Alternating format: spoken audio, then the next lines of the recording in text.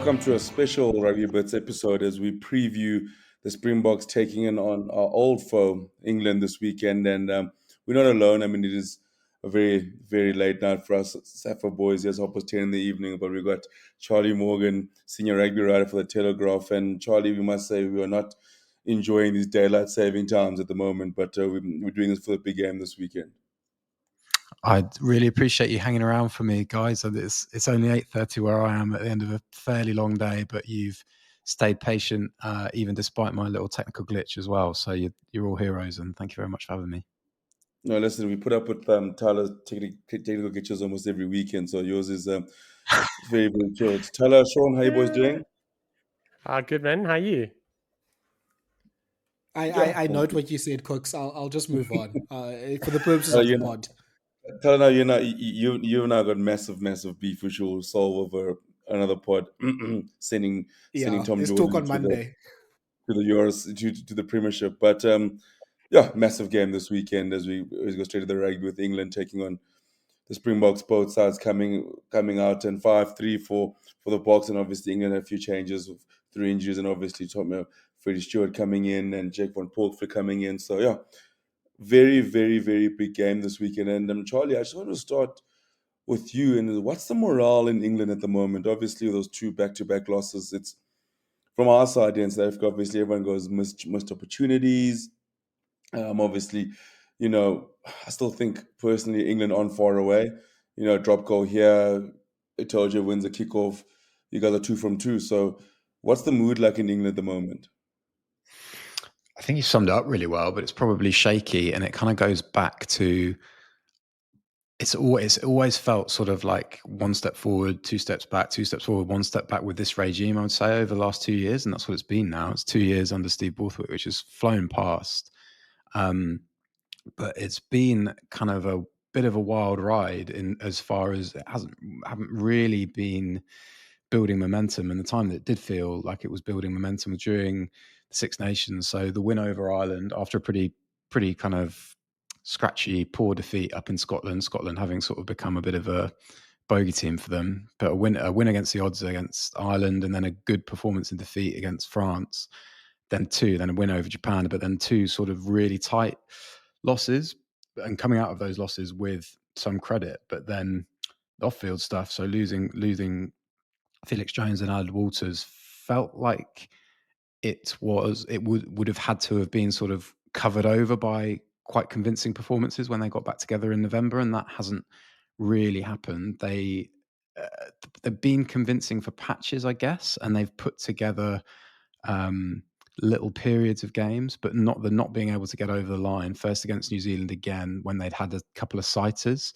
notwithstanding sort of the cohesion that the All Blacks built up over the Rugby Championship, but that was disappointing. And then to lose to Australia, conceding 42 points at home, felt like a real blow. And they looked like a side sort of devoid of self-belief a little bit, which is a bit of a problem, and that can be indicative of a load of issues, or it can be, or you could frame them as you have, I guess, quite kindly just then as sort of a side that might be nearly there.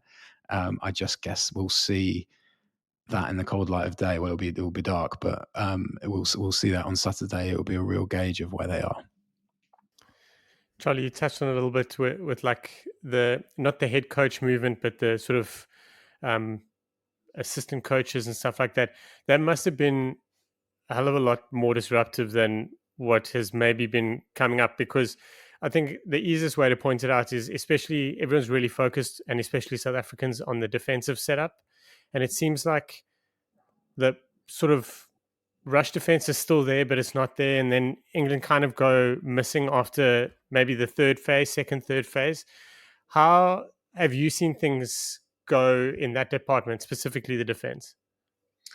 Yeah, they when it was good and they had Felix Jones. So restricting the All Blacks to 40 points over 2 tests is a serious achievement, and they looked as though they were kind of connected, and there was a lot of conviction about them, and a lot of cohesion about how they were, and trust about how they were defending, and that has just not looked like. Well, it's almost been getting worse over. Then it's a small sample size, obviously 2 test matches, but against New Zealand for long. When the All Blacks kept the ball, England looked stronger and stronger, as you'd sort of expect of like a swarming defensive side, and that was a hallmark of the Six Nations. The longer a team kind of kept the ball against England, the worse they looked, and England were sort of gradually able to get on top. The All Blacks still scored 3 really nice, well taken tries, but against Australia, and you can sort of credit Joe Schmidt's attention to detail at the breakdown here. They were able to. Rob Valentini, Harry Wilson had awesome games carrying. So did Gus Bell, and Australia were just able to build impetus and sort of go multi-phase and really almost kind of toy with England a bit, and that was worrying. And then when they got to the edge, and as I've written and sort of said this week, it's unfair sometimes to sort of interrogate the scoring phase of a try, but just on that edge, there was that little bit of indecision, and that can obviously sometimes totally bring everything down. So it's kind of been a bit of a journey, and it looks like they're going to sort of have to re-establish collective trust to do anything this weekend, because it's kind of looking less and less convincing with Joel Abd having taken over from Felix Jones, who is by all accounts very much siloed on his gardening leave after resigning in the summer. Yeah, it's that situation sounds more and more funny or weird the more people talk about it. But I think what the interesting thing is for me, Charlie, is I don't know if it's coincidence or not, but it feels like the last 5 or 10 minutes in the first half, and obviously the last 20 minutes in the second half, that's where England just loses a bit of steam. And, that's expected from a team that's still probably in its early stages of, building what they're trying to build towards. But it might just be, a fitness thing with trying to do such a high intensity rush defense as well. And I mean, that is probably where someone like Aled Walters comes in, Charlie. So do you think that's not that's a factor that maybe is not being talked about as much, that possibly just the England, the players' bodies need to still adjust to this new game plan? I think that's certainly plausible. Aled Walters was kind of renowned for instilling rugby fitness, wasn't he, and tailoring conditioning programs to tactics. Although it kind of needs to be said that they've faded a little bit at the back end of those New Zealand tests while he was still there. There was it was really funny moment in Rassie Erasmus's press conference today, where he got asked about what he made of England's late lapses, and he was like, "Look, it's not my place to." He said it up. He was like, "It's not my place to comment, but that rush defense, you need to be fit to do that." And then he went into sort of a bit of detail about, how difficult it is to sustain that. And I think what you see with the box doing it is that they're so attuned to it, don't you? So attuned to the individual roles with it, that initial press, and then how guys kind of swim underneath around it, and then the pendulum aspect of it. And just, I think that does take a while, and I think what they don't have anymore, because Felix Jones clearly doesn't have a hands-on role anymore before he goes, is somebody that's seen it operating at an elite level for a long time. So when they do have these kinks, they can be ironed out quickly. Joel Abd is kind of, I guess, learning kind of in a second-hand way, which is probably pretty tricky to do. So yeah, if it goes if it continues to get worse, I think they'll have to have conversations about looking to defend in a different way, perhaps by the Six Nations, and then that comes into because that becomes a selection debate, because Henry Slade has sort of seemingly come in with one of his major roles to be a leader of this defence in a system that he's used to from Exeter. So it sort of feels like a lot is up for grabs for them, and a lot is at stake this weekend as far as their whole direction of travel is aside. Charlie, I mean, if we look at the side, I mean, you mentioned a lot is at stake, and I think I'm sure for players also there's a lot is at stake as well. I mean, quite a few changes were made. I mean, obviously seeing Andy Hill coming in, obviously because of the injury of Tom Curry, Jack van Portfield coming in at 9.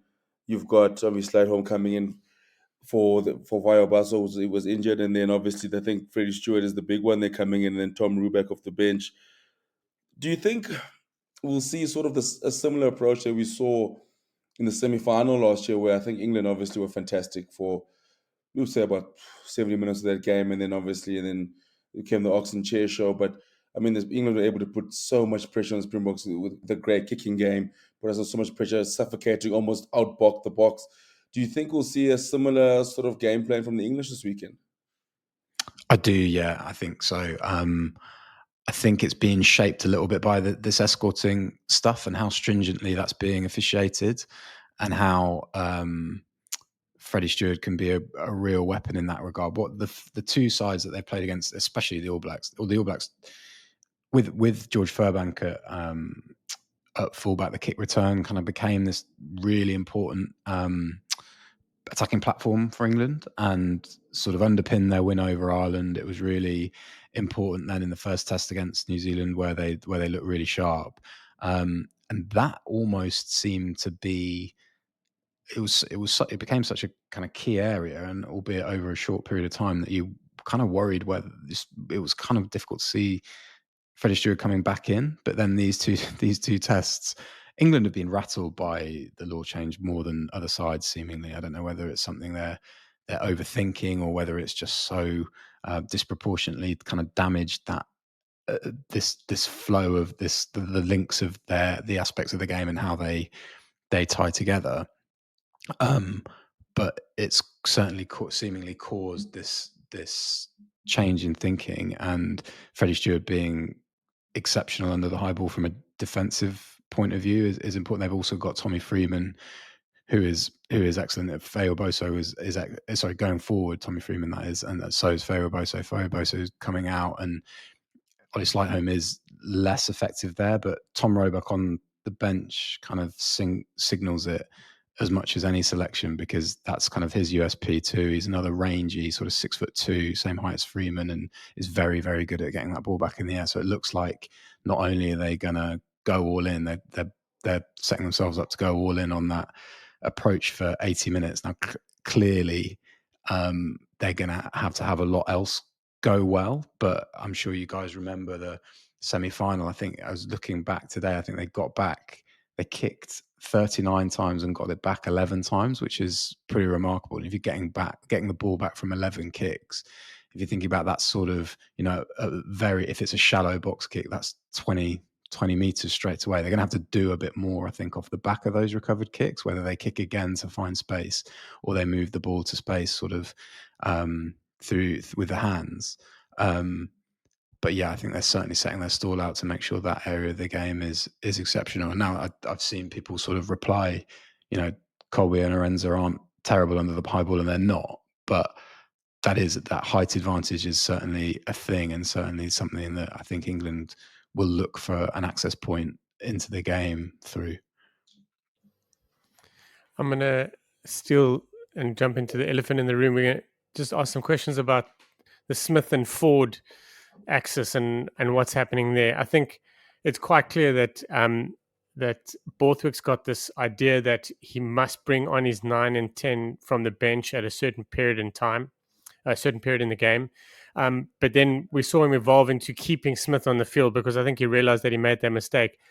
How do you see that working with Borthwick? And is the first prize honestly just keeping Smith on until the end, or are you picking up that there's some aspects in his game that might be falling off a bit to the end, forcing the change? It's a great question. Certainly a kind of talking point, and certainly seems to be a sort of an area that Steve Borthwick's kind of working out as he goes. What I would say is that the New Zealand series, I genuinely thought, and I have kind of put this out there, and I think people have sort of thought I was a bit mad, but I genuinely thought Beauden Barrett was man of the match in that series for 2 cameos, because there were 2 sort of tests that were really in the balance, and he came off the bench and just really super calm, super precise with his kicking, and just won the territory battle, but was also, he's got enough about him to hit angles, hit the line sort of from fullback. And I think Borthwick realised that was what England were missing a little bit. He brought Finn Smith off the bench in those two, and he's a guy who's learning and wasn't really able to sort of absolutely seize the tests. Either of them. Ford was away, I think, nursing maybe an Achilles injury, and he was very close to going, and it was sort of a bit of a disagreement or a sort of negotiation between his club Sale and England on whether he went on tour, and he ended up not going. And he's one of the players like Slade, like George Martin, who have missed a fair bit of the Premiership season, but Steve Borthwick has clearly wanted him to be part of the 23. So I think he can perhaps reprise the role that Bowden Barrett played in that series. Now, that didn't go very well. The most glaring thing, I think, from the clearly he missed the shot goal and missed the drop goal, but before that there was quite a glaring miss on Mark Thala. And Mark Thala is clearly a fantastic one-on-one attacker, but Marcus Smith has improved defensively and would probably have had a better shot of making that tackle. So that's kind of just the replacement that doesn't go well. And then, yeah, as you say, keeping Marcus Smith on at 15, sort of putting yourself in danger of not being on top of the aerial battle. It didn't come to that. I think England were pretty solid under the high ball while Marcus Smith was on, but you'd maybe back a kind of specialist fullback to do a better job of that last try for Jorgensen. But so, yeah, it's tough. I wonder whether Steve Borthwick often talks about sort of the shirt weighing heavy for the players. I think sometimes maybe those decisions at Pack Twickenham. I mean, when George Ford and Harry Randall were sort of shown on the big screen as they were getting ready to come on, there were boos. It was nuts. So there's this narrative sort of playing out. Maybe feels a little bit heavy, not just for the players, but for the whole side. And with those kind of changes in mind as well, it's to sort of take myself back to the question asked right at the beginning on how the mood is. It feels a bit fraught, to be honest. I mean, you talk about. I mean, I think with the English, obviously, it's a lot of unsettlement at the moment. When you contrast that with the Springboks, who are probably as settled as they ever could be. And from your side, Charlie, when you look at the Springbok side, number one, did you expect a 5-3 split? I think obviously that's the biggest question now with Springboks is what's the bench makeup going to be, and also like for you guys in England, what's your guys' take on the Springbok side at the moment? Do you know, it's really interesting you asked that because I was thinking about it today. I went to their press on Tuesday, with Ryan, Tony Brown, and the team doctor up. And then also I've been in Jersey with them doing a few interviews before that, and then went back today. And the biggest kind of feeling that I can get from them is just how assured they are. And obviously they will be back-to-back world champions, one of the best sides, in the history of the game. But they are sort of exploring themselves from a kind of tactical point of view, pushing boundaries, but also with this rich, just rock solid sense of kind of comfort in themselves, if that makes sense. And that, to be honest, is a big contrast with where England are. So it will be in a way, quite a cool sort of gauge for England to see how they're measuring up, because if they win or get close, I think that it will help them establish kind of how they need to be within themselves, and because that's just the sort of the crux of any team, right? And how they progress is doing it from a sort of really solid grounding of what their own identity is. And the Springboks are expanding theirs seemingly, but just have this real aura of calm about them. That's what I keep picking up. It's just a real sense of calm, and clearly that'll come from the confidence of what they've achieved, but also there's just this rock solid togetherness. And it's actually been really special to be around them, to be honest. I say around them, sort of just being in camp for those few media sessions, but it has been great. Yeah. So are you then an honorary South African now, Charlie, or is that there's still a process to get to that? I think it's a process, qualification process, probably. No, it's certainly been cool. I think that I've got friends who've moved over here, South African guys, played with South African guys, and speaking to them about the team, I think I just really enjoy the kind of the straightforward way in which they've thought about it, and I think you can see. I think Rassie Erasmus is kind of a focal point for how a lot of those people I'm talking about, my friends, kind of think about the game, and there's a lot of it is maybe testing the boundaries and maybe thinking about things slightly unconventionally, but with a real logic about it as well. And that's what I kind of Tony Brown was talking about that on Tuesday. Is I think maybe he's been sort of framed as this kind of wacky thinker, but actually what he's really eager to do is just ensure that the players' assets are kind of amplified, and I think that's just a really, really dangerous combination for everybody else, to be honest, because it feels like they're a setup that is building and building, and clearly there's this age profile that they're going to have to refresh, but they are doing that. But the way that they're thinking about the game, that is almost their biggest weapon. And then I know you also had a few interviews while you were in Jersey, and you've published them on the Telegraph. This week you had a chat with Eben Etzebeth, and I think just that first paragraph of him talking about his record with Maro Itoje, it was just so hilarious, because I think as fans, especially on Twitter, you think this is just a sort of a England fan base with South Africa fan base, and you sort of back your man. And clearly these are personal battles that these players take seriously as well. And I mean, even mentioning that he has a 5-3 record against Maro and Tess was very much probably the favorite part of the article there. Oh, thank you. Yeah, to be honest, was surprised it was that close. It's obviously 6-3, including Toulon beating Saracens. But that was a game I was at. That was a game I was at. That was a really sort of really good performance from Toulon. Actually, they were awesome that day. But yeah, if you think it's 5-3, and two of those have obviously come down to a penalty, Andre Pollard penalty and a Morné Steyn penalty in the last 2 minutes, and then last play. So they've gone at each other in some really tight, really tense test matches, and it's funny. I was kind of not worried really, because what's the worst that could happen? But I guess slightly wasn't sure about how it was going to kind of be received, because if you ask Maro Itoje, he won't be that open, I think it's fair to say, on really bigging up peers, and maybe that's come with it. I don't know at all, but maybe that's come with Etzebeth, with what he's achieved, and that sense that he's achieved everything, so he's absolutely in a great position to be able to praise whoever he wants. But he voluntarily brought Retallick, Lavanini, which made me laugh, because those two have played against each other loads and have had like a million fights. So, but he bigged him up as well, and Itoje was the last guy he bigged up, and I sort of wanted to ask him whether he knew what the record was with this fixture in mind, and he did. He worked it out in about 5 seconds and got it right, which was quite funny. I love that, because I think as South Africans, we have that Itoje versus Eben battle, Eben versus Retallick conversation for the longest time. But Charlie, I think obviously this weekend, which players from the England perspective do you think need to have a good game for you guys to get the win with Springboks?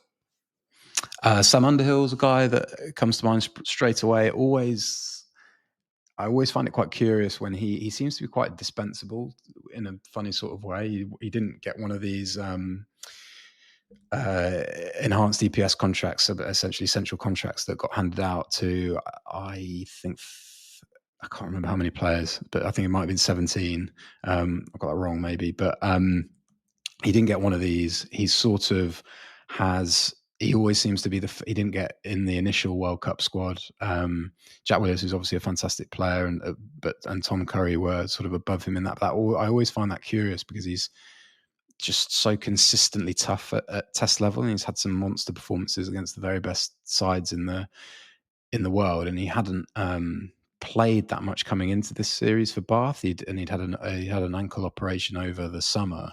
But I just thought he'd be straight back in, and now he's back in because of Tom Curry's head injury, and he's straight back into start, which kind of doesn't surprise me. But where England have really struggled and where they're going to have to be really good is just being able to control the pace of phase play. And I mentioned up there that the Wallabies just almost were like they were running downhill because of how efficient that breakdown was and how little England could sort of slow them on the interior of that blitz. And that is exactly what Sam Underhill's sort of USP is, those just really well timed tackles that suck any sort of impetus out of a team's phase play. So he's going to have to be really good. Maro Itoje's going to have to be huge again because he's leading a line out against Stephen Etzebeth, Sneijman and Peter Steph-Toy, which looks pretty tricky when you've got George Martin and Chandler Cunningham South there. He hasn't got a super assured jumper alongside him, so that's really big, and it'll be interesting to see if Steve Borthwick has any sort of tricks at line out time. And then I think Jack Van Poortvliet obviously coming back in first test since he smashed up his ankle in the World Cup warm-up games, but he's gets a bit of a bad rap. He came on the scene in summer of 2022, the tour to Australia, and he was dynamite and won a lot of fans. But then by the time that November rolled around, he was sort of scrum half of a side that had totally lost its identity really at the back end of the Eddie Jones era, and that he sort of suffered for that. And then he was still starting, I think, in Borthwick's first Six Nations, which obviously didn't go very well. But he's a really good rounded player. He's Ben Spencer's regarded as a box kick specialist. Jack Van Poortvliet's probably slightly below that, and he's not quite the out and out sort of free spirited running threat that Harry Randall is, but he's certainly underrated as a running threat, and he's a tough tackler to have in that front line of defence, which is obviously going to be pretty handy against the box. So yeah, those three, if those three go really, really well, and clearly all four of the props are going to have their work cut out as well, because we're just seeing, aren't we, across the kind of the top sides, that the scrummaging aspect of it can be even until 65, 70, and then it can decide a game in that last 10 minutes. So how England managed that without a super heavy lock with Ezekwe in 19, that's going to be sort of, they're going to want to be more than they're going to want to be more than 3, 4, 5 ahead going down the last 10 if they are to win.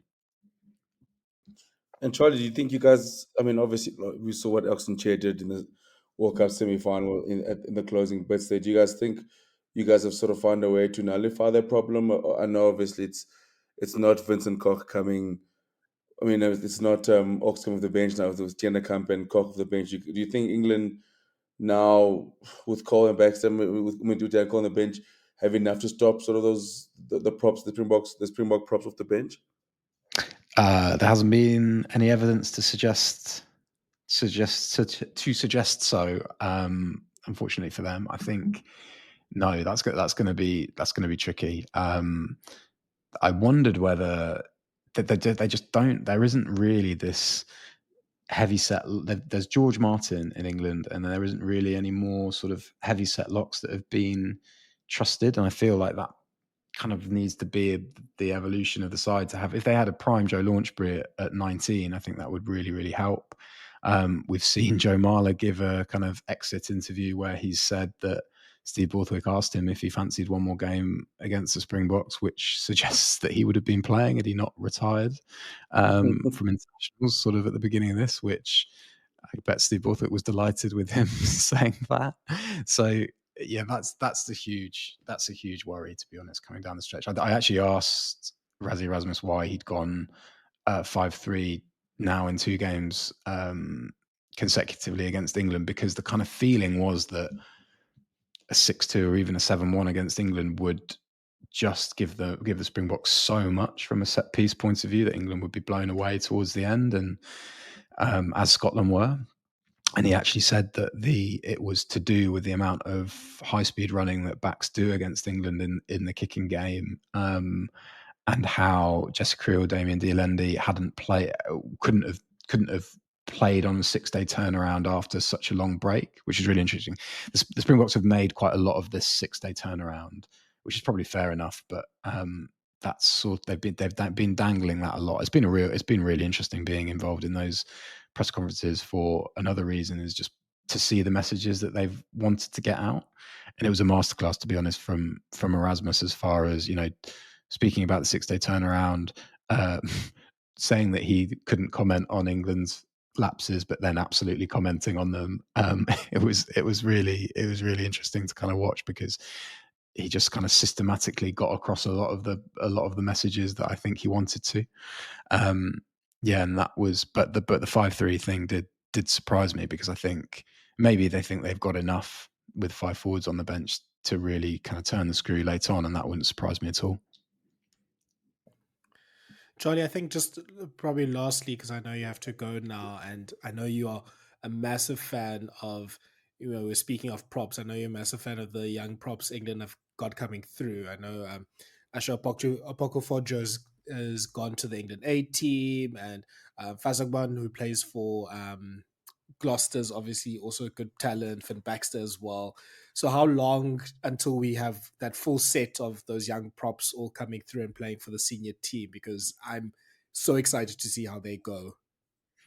Yeah, I'm going to that England A, playing Australia A on Sunday at the Stoop, so just across the road from Twickenham. I'm going to go to that, and as you say, Asha Opoku-Fojo's, having had 2 weeks with the senior sides, dropped down, and I think they see what's quite interesting. England see him as a loose head, and Sale have had him at tight head, so I guess he's going to be at loose head with Mani Ayogun. I imagine him and Fasogbon and maybe Nathan Jabulu as well will all come off who's a 1 year older than them, having come through the 20s, but they were an under 20s back row, not last season, the season before. Sorry, front row together. And they might all be on the bench, which is really exciting. And, it's very, very easy to kind of bash the RFU for sort of being asleep at the wheel a bit with how this kind of prop conveyor belt has gone, and the situation they're in now, relying on Dan Cole and having relied on Joe Marler. And it isn't ideal, obviously, but they have been fairly proactive over the last couple of years to fast track these guys. They've had Type 5 camps over the last 2 years to kind of get more and more players through the system and ready as quickly as possible for senior rugby. But kind of the other side of that is that they're going to have to be ready pretty quick. I wonder how quickly. I'm unsure, to be honest, how many players England are gonna give to the Lions over next summer. It'll be very interesting. I think it's far fewer than maybe people thought after the New Zealand tour. But there's a concurrent tour, an England tour to Argentina and the US. I think they've got 2 tests against the Pumas and then 1 against the US. And I would not be surprised at all to see Opoku-Fojo and Fasogbon on that, because I think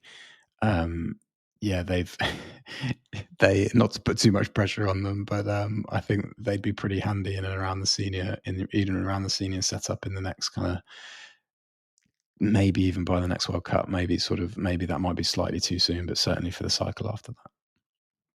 I was glad to hear that England props are coming through. I mean, that's very exciting. But Charlie, thanks so much for joining us, and we really appreciate it, taking the time out. And enjoy the game this weekend. I'm sure HQ is going to be buzzing this weekend, and I can't say too many good luck wishes to the English. Obviously, the Boks are trying to chase an unbeaten tour over there in the north. But thanks so much, Charlie, for your time, and we'll hopefully chat to you soon. No worries. Thanks for having me. Enjoy it all, guys. Always great having Charlie back in the mix, and obviously chatting England. But I mean, we have to chat Springboks, and we had to get the Englishman out of the team so we can properly talk about the Springboks. Obviously, we want to give Charlie too many bad memories. But Thala, I think obviously the big one is the 5-3 split of the Springboks, and obviously I think Volkolo getting his chance, that's massive. And we know there's 12 changes in total. It also becomes Eben and Arche's first game together as a log pairing starting. Sia's back.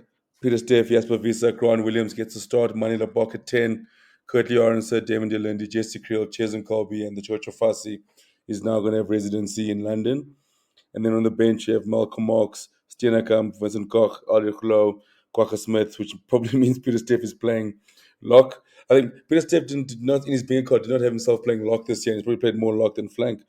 Kobus Reinach, Andre Pollard, and Kanye Thala, is there any sort of surprises in that side that you see? I mean, obviously we knew we were going to get big changes from Scotland, but is there any ones that stand out for you?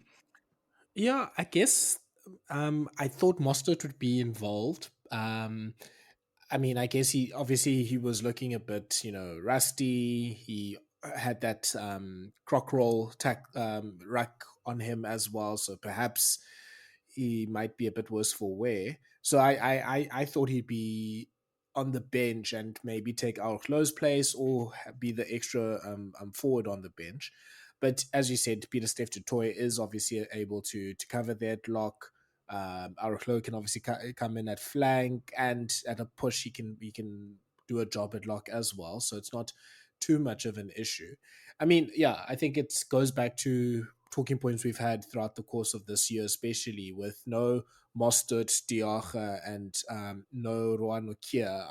Our lineouts get a bit dodgy. I mean, never to be fair, it was dodgy even with Mostert on the field last week.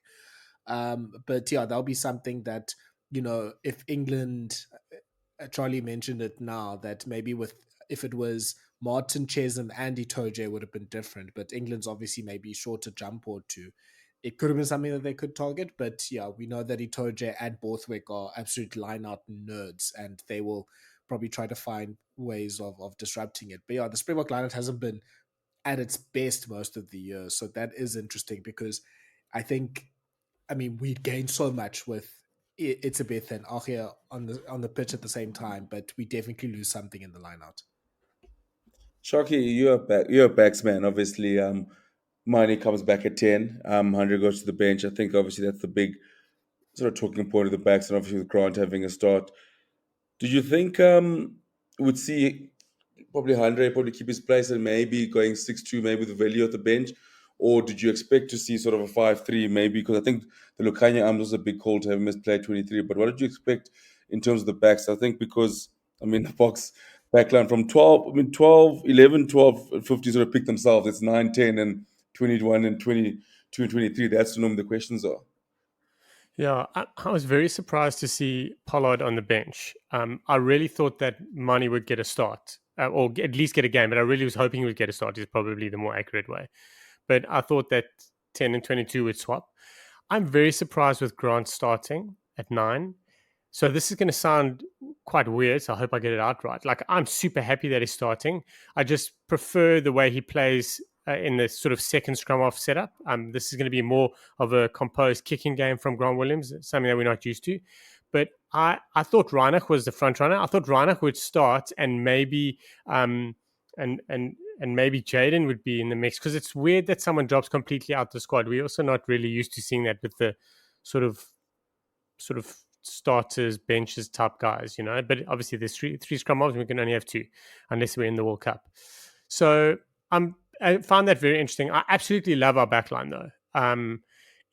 That just says we're going to run for days. It looks like we're going to play our game upside down, like from what we're used to watching. Like, we've been cool, calm, collected in the beginning, and then we open it up in sort of the last 20 minutes, 30 minutes. Looks like we're going to really play hard, open it up in the opening 60, and then Pollard will come on a little bit later, and kind of, I don't know, depending on the look and feel, Pollard's going to play according to what's out there. So yeah, but I love this backline. It's exciting. And I know I said it before the Argentina game, and he only had 2 kicks, but I really think Mane's in for like a 5 out of 6 kicking display.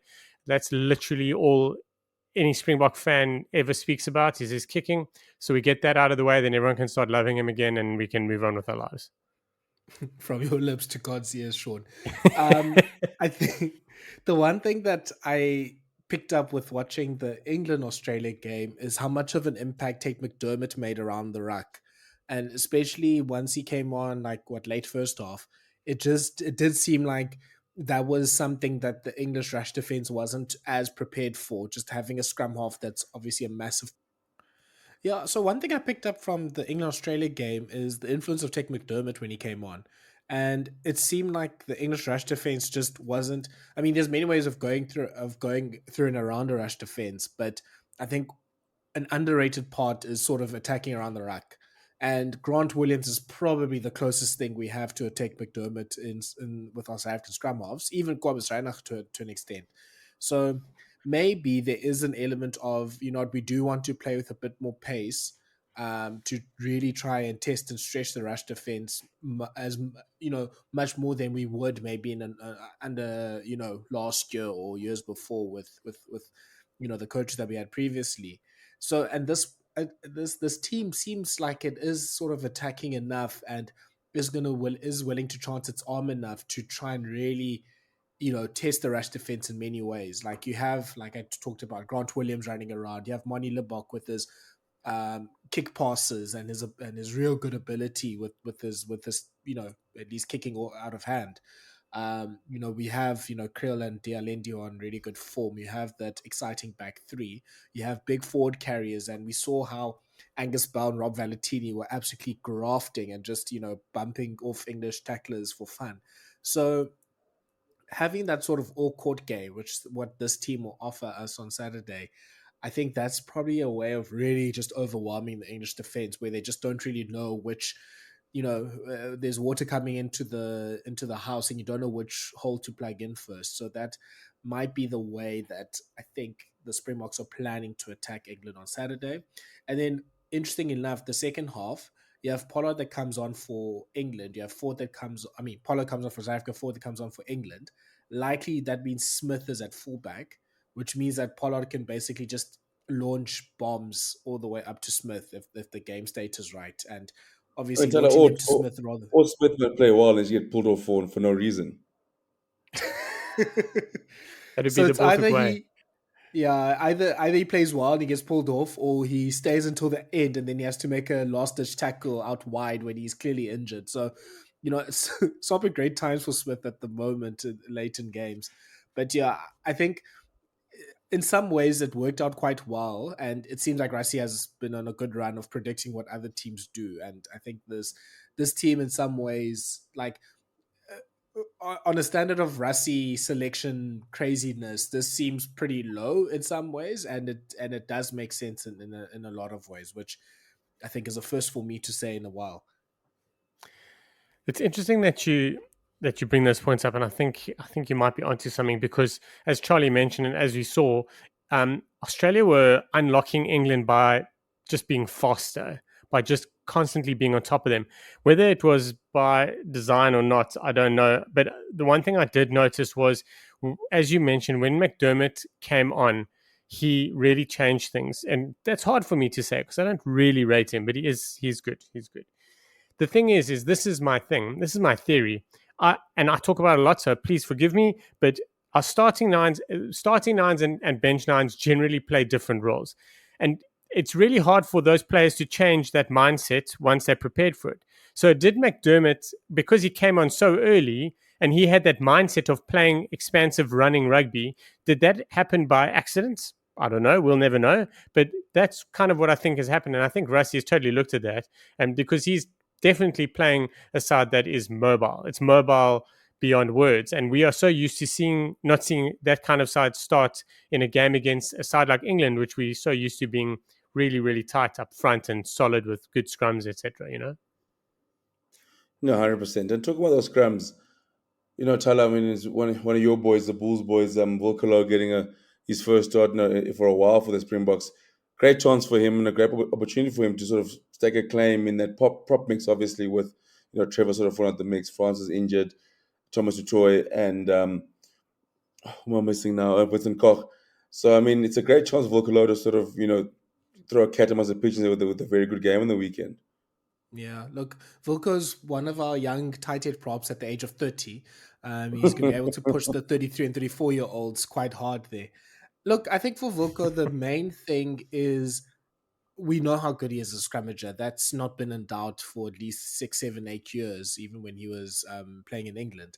It's the around the field stuff. And I think Yeah, so I think with Vocalo, it's just about doing the things around the field and making sure he's, I think what the South African coaches talk about is battle stats. So he is hitting rucks, he is making tackles, he is getting involved, he is carrying the ball. And if he can get those numbers up there, that's when he can really prove his value to the team. Like we know that Koch's like involvement in a game is sort of all court as an attacking option. We know Frans Malherbe is really good at setting the defense and makes so many tackles and hits as many rucks as that maybe we don't expect.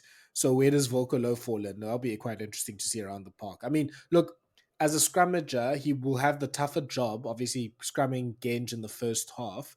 Genge, I mean, is not necessarily the best scrummager in the world, but he's decent. And look, I think he can work something out in a few dark arts things to maybe lessen the pain. It's the second half, and I think that's where the Springboks will really cook with Steenkamp and Koch coming on against Baxter and Paul Dan Cole, our favorite podcast host. Like that's when it's going to be a bit more difficult for England. Yeah, I worry about them. I mean, I'm obviously Dan Coles has been doing a great job of being a great number 18 and podcast at the same time. I mean, I'm enjoying his tales from the camp, especially when he's coming after losses. But Sharky, who do you think is going to be key for the Springboks this weekend?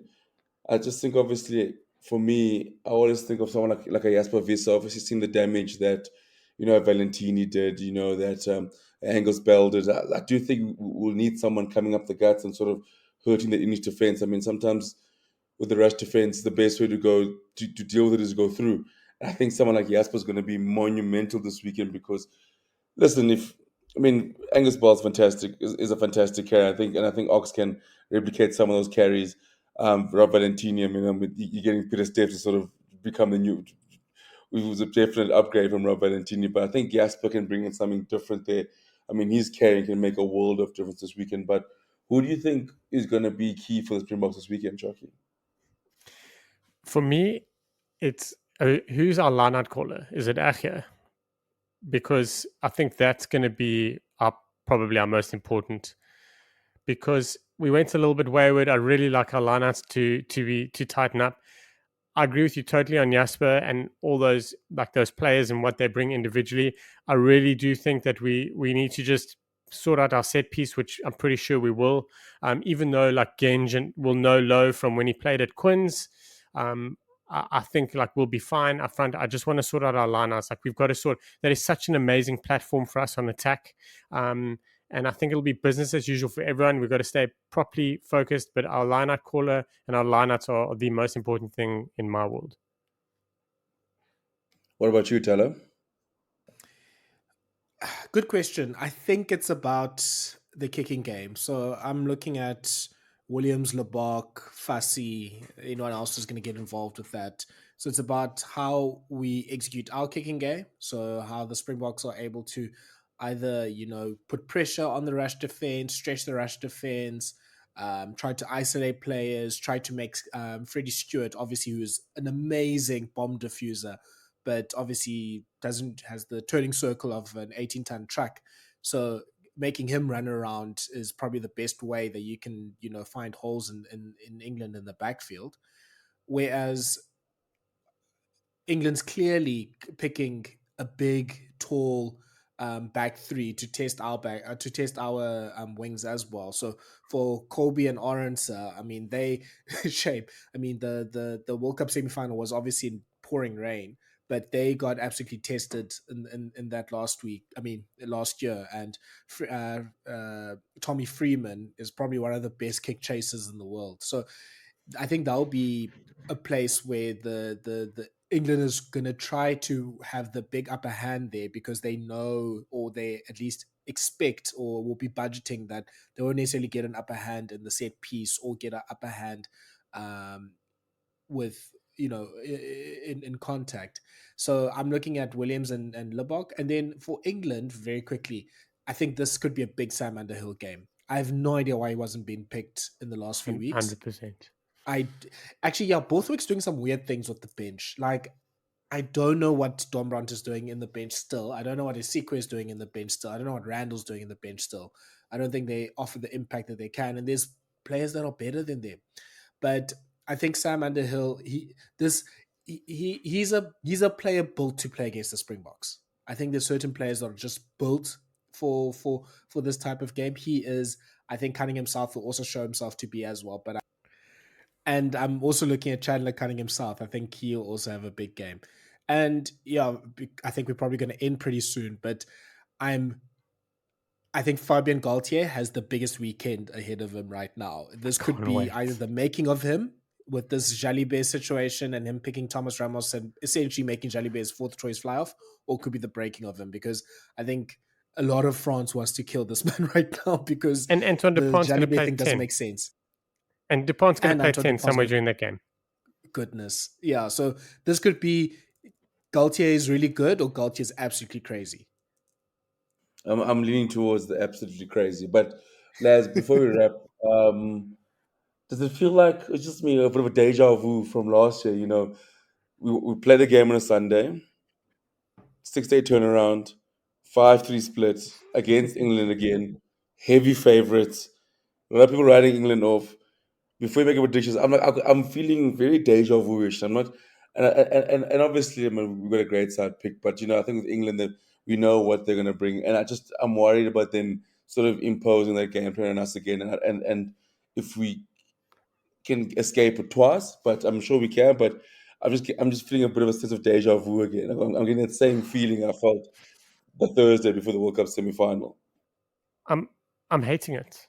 I'm feeling it the same. The only thing that the Springboks have in their favor, not like if you understand what I'm saying, is that England have had so many changes in the backroom staff. They've had different changes, different game plans. They're still trying to find themselves. Within This is not 1 year.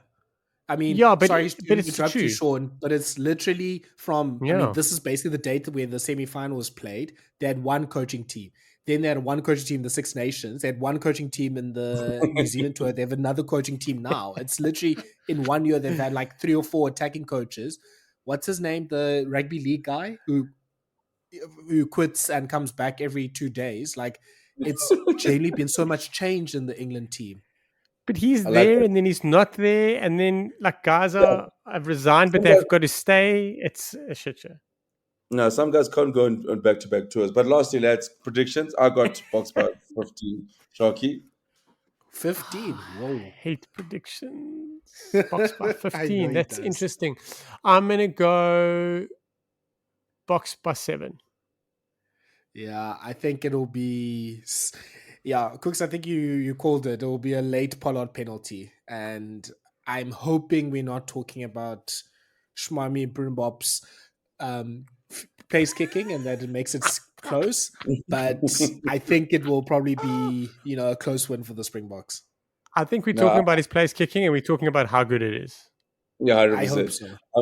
I hope so. I'm genuinely I got so tired of the topic. He's I kicking to need the it corner, go. bro. Kicking to the corner. We're yeah. dealing in fives. Yeah, I was just I'm happy doing to count fives. in I mean, I fives. got a It's deja easier for vu feeling, but I everyone. just think the box. Listen, guys, I don't know. I get the deja vu feeling, but I just want to We be jinxed it. positive and go for a box, comfortable win. But that does end our episode. Thank you to Charlie Morgan from the Telegraph for joining us. Thanks Sharky. Thanks Thala. Late night for us. Technical glitches. This pod had it all. I blame the fact that I had coffee instead of beer for this pod. That's the reason for the technical glitches. But for our listeners, thank you. We appreciate you, and looking forward to a fantastic weekend of rugby. Make sure you like, you subscribe to Rugby Bits on all your podcast formats, and we'll see you on Monday for a review of all this fantastic weekend's rugby. Cheers, guys. Bye.